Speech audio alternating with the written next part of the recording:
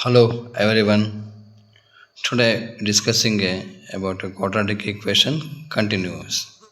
So last videos I am telling about nature of roots ಮೂಲಗಳ ಸ್ವಭಾವದ ಬಗ್ಗೆ detail ಆಗಿ ಹೇಳಿದ್ದೆ. ವಿವರಣೆಯನ್ನು ಇನ್ನೂ ಸಾಕಷ್ಟು ವಿವರಿಸಿ ಹೇಳಬೇಕು. ಕಾಲಾವಕಾಶದ ಕಡಿಮೆ, ಯಾಕೆಂದರೆ ಮಕ್ಕಳಿಗೆ ಪ್ರಾಬ್ಲಮ್ ಅರ್ಥ ಆಗಬೇಕು, ಅದು ಬಿಡಿಸುವ ಕ್ರಮನ ಕಲ್ತ್ಕೋಬೇಕು. ಕೆಲವೊಂದು ಮೀನಿಂಗ್ಗಳನ್ನು ನಾನು ಹೇಳ್ದಲೇ ಪ್ರಾಬ್ಲಮ್ಗಳನ್ನು ಮಾತ್ರ ಡಿಸ್ಕಸ್ ಮಾಡ್ತಾ ಇದ್ದೆ ನಿಮ್ಮ ಕಡೆಯಿಂದ. ಇವಾಗ ಒಂದೇ ಒಂದು ಸಣ್ಣ ಪಾಯಿಂಟಲ್ಲಿ ಮೀನಿಂಗ್ ಆಫ್ ಕ್ವಾಡ್ರಾಟಿಕ್ ಈಕ್ವೇಷನ್ ಬಗ್ಗೆ ಹೇಳ್ಬಿಡ್ತೀನಿ. ಸೊ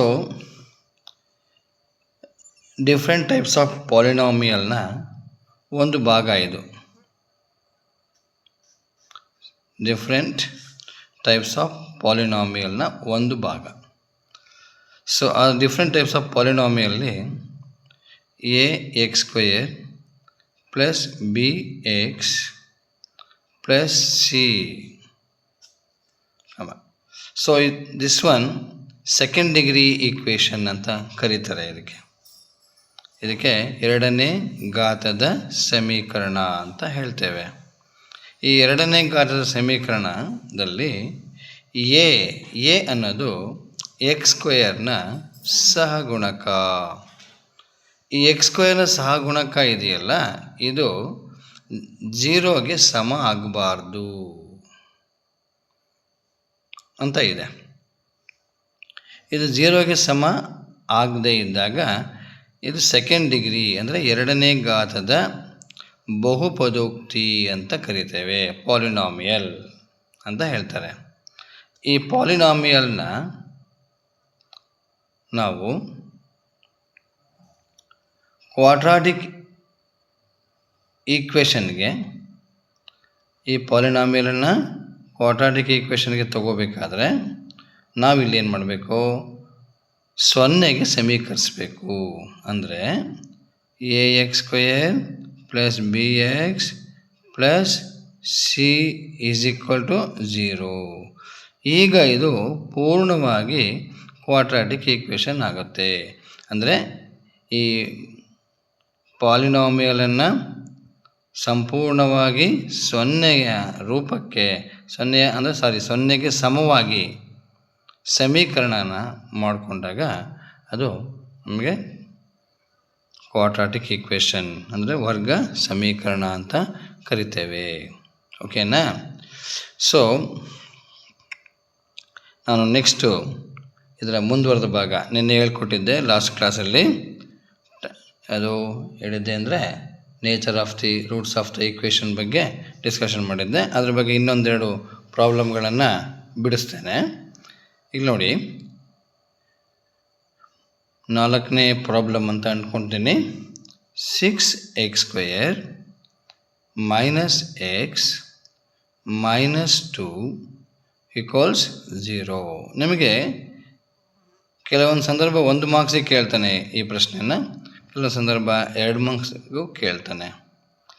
ಸೊ ಹಾಗಾಗಿ ಇದರ ಕ್ವಶನ್ ಕೊಡುವಾಗ ಸಮೀಕರಣದ ಮೂಲಗಳನ್ನು ಕಂಡುಹಿಡಿಯಿರಿ ಅಂತ ಕೇಳ್ತಾನೆ. ಸಮೀಕರಣದ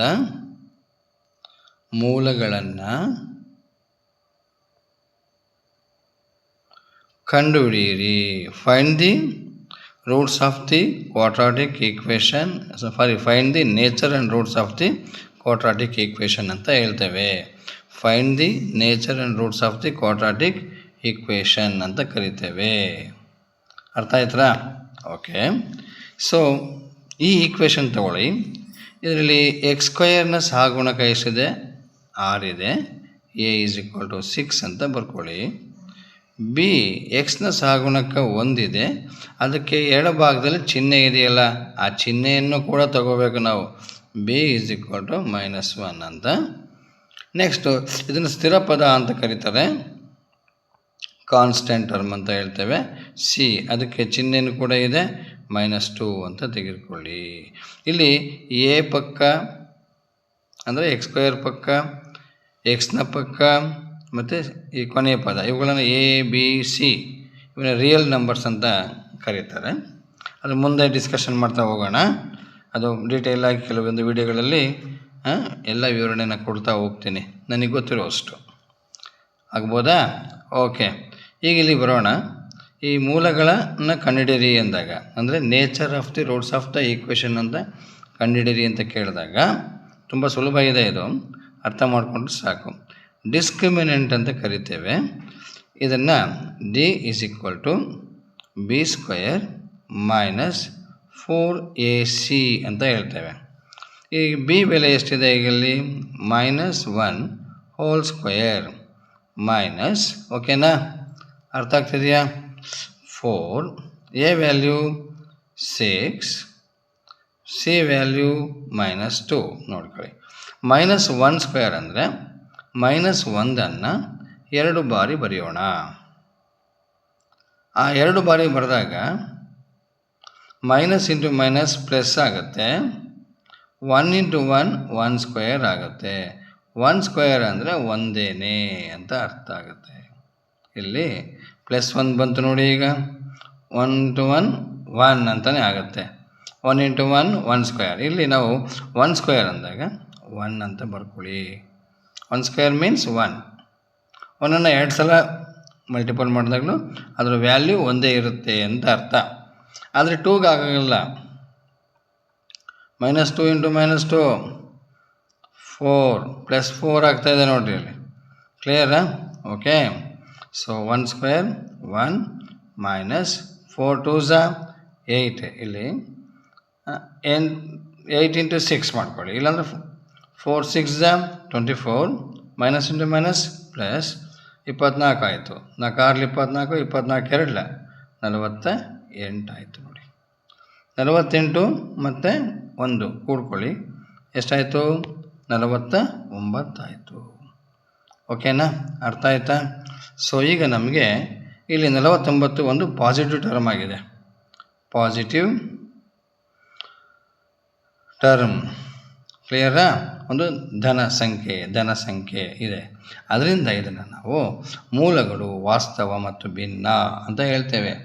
ಡಿಸ್ಟನಿಕ್ಸ್ ರಿಯಲ್ ರೂಟ್ಸ್ ಅಂತ ಹೇಳ್ತೇವೆ. ಕ್ಲಿಯರಾ? ಇಲ್ಲಿ ಮೂಲಗಳು, ವಾಸ್ತವ. ಇಲ್ಲಿ ಇದನ್ನು ಹೆಂಗೆ ಬರಿತೀವಿ? ಮೂಲಗಳು, ವಾಸ್ತವ ಅಂತ ಬರಿತೀವಿ ನೇಚರ್ ಕೇಳಿದಾಗ, ಅಥವಾ ರಿಯಲ್ ರೂಟ್ಸ್ ಅಂತ ಬರಿತೀವಿ. ಎಷ್ಟು ಬರೆದ್ರೂ ಸಾಕಾಗುತ್ತೆ, ಸರಿನಾ? ಓಕೆ. ಹಾಗೆ ವಿಡಿಯೋ ತುಂಬ ಲೆಂತಿ ಆಗುತ್ತೆ, ಅದಕ್ಕೆ ಸ್ವಲ್ಪ ಸ್ಪೀಡಾಗಿ ಹೇಳ್ತಾ ಇದ್ದೀನಿ, ಹೌದಾ? ಓಕೆ. ಇನ್ನೊಂದು ಕ್ವಶನ್ ಹೇಳ್ತೀನಿ. ಇನ್ನೊಂದು ಕ್ವಶನ್ ಇದೆ ನೋಡಿ, ಸ್ವಲ್ಪ ಬೇಗ ಮುಗಿಸೋಣ. 3x square minus 2 root x plus 2 equals 0. ನಾವು ಪ್ರತಿಯೊಂದು ಸಮೀಕರಣವನ್ನು ವರ್ಗ ಸಮೀಕರಣದಲ್ಲಿ 0ಗೇನೆ ಸಮೀಕರಿಸಬೇಕು. ಆಗಾಗಲೇ ಅದು ಕ್ವಾಡ್ರಾಟಿಕ್ ಈಕ್ವೇಷನ್, ವರ್ಗ ಸಮೀಕರಣ ಅಂತ ಕರೆಯೋದು. ಅಂದರೆ ಅರ್ಥ 0ಗೆ ಈ ಒಂದು ಹೋಲ್ ಈಕ್ವೇಷನ್ ಸಮ ಇದೆ ಅಂತ ಅರ್ಥ. 2 ಭಾಗ ಇದೆ ನೋಡಿ ಇಲ್ಲಿ, LHS ಮತ್ತು RHS. RHS ಕಡೆ 0 ಇದೆ, ಇದು LHS ಪಾರ್ಟಲ್ಲಿ ಮುಂದುವರಿತಾ ಇರುತ್ತೆ. ಓಕೆನಾ? ಓಕೆ, ಅರ್ಥ ಆಗಿದೆ ಅಂತ ಅಂದ್ಕೋತೀನಿ, ಸರಿನಾ? ನೆಕ್ಸ್ಟು ಇಲ್ಲಿ ಬರ್ಕೊಳ್ಳಿ ಬೇಗ. A = 3, B = -2, B is equal to -2 root 6 plus C is equal to 2. So ಇಲ್ಲಿ ಸೇಮ್ ಸೂತ್ರ ಉಪಯೋಗಿಸಿ. D is equal to B square minus 4AC. ಕ್ಲಿಯರಾ? ಸೊ D ವ್ಯಾಲ್ಯೂ 0 ಅಂತ ಕನ್ಸಿಡರ್ ಆಗಿರುತ್ತೆ. ಓಕೆ, ಅಲ್ಲಿಗೆ B ವ್ಯಾಲ್ಯೂ ಎಷ್ಟಿದೆ ನೋಡಿ, -2 root 6 whole square -4, A value 3, C value 2. ಓಕೆನಾ? 2 root 6 ಅಂದರೆ ಈ ಕಡೆ ಗಮನ ನೋಡಿ, -2 root 6 ಹೋಲ್ ಸ್ಕ್ವೇರ್ ಅಂತ ಇರೋದ್ರಿಂದ -2 root 6 ಇಂಟು -2 root 6 ಬರ್ಕೊಳ್ಳಿ. ಮೈನಸ್ ಇಂಟು ಮೈನಸ್ ಪ್ಲಸ್ ಆಗುತ್ತೆ, 2 4 ಆಗುತ್ತೆ. √6 ಹೋಲ್ ಸ್ಕ್ವೇರ್ ಆಗುತ್ತೆ, ಸ್ಕ್ವೇರು ಕ್ಯಾನ್ಸಲ್ ಆಗುತ್ತೆ. 4 ಇಂಟು 6 ಆಗುತ್ತೆ, 4 24 ಆಗುತ್ತೆ. ಓಕೆನಾ? ಅರ್ಥ ಆಗ್ತಿದೆಯಾ?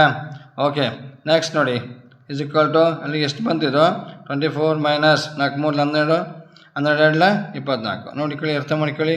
ಎರಡು ಕಡೆ ಸಮ ಬಂತು ನೋಡಿ, ಕ್ಯಾನ್ಸಲ್ ಆಯಿತು 0. ಓಕೆನಾ? ಅರ್ಥ ಆಗಿದೆ ಅಂತ ಅಂದ್ಕೋತೀನಿ. ಓಕೆನಾ? Thank you.